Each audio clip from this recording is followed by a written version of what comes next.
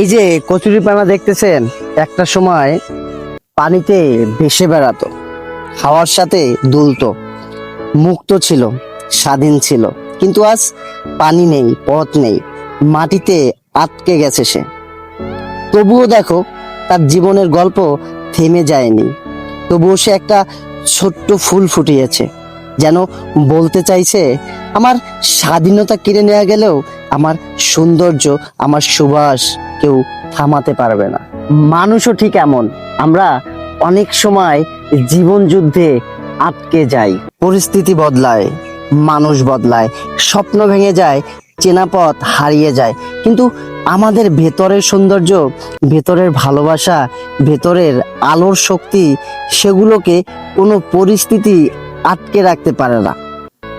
অনেকে জীবনে এমন অবস্থায় পড়ে যেখানে কোনো পথ খোলা থাকে না, তবুও তারা হাসি দেয়, মানুষকে ভালোবাসে, মানুষের পাশে দাঁড়ায়, সুবাস ছড়ায়।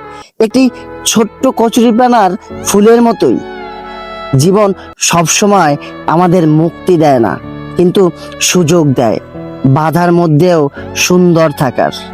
মনে রেখো, যে মানুষ আটকে থেকেও ভালোবাসা ছড়ায়, আলো দেয়, হাসি ধরে রাখে, তারাই সত্যিকারের শক্তিমান।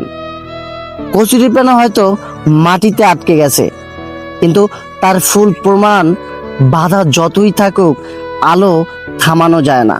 এই যে কচুরিপানা আমাদের শেখায়, জীবন তোমাকে আটকে দিতে পারে, কিন্তু তোমার ভিতরের সৌন্দর্য কখনো আটকে দেয়া যায় না।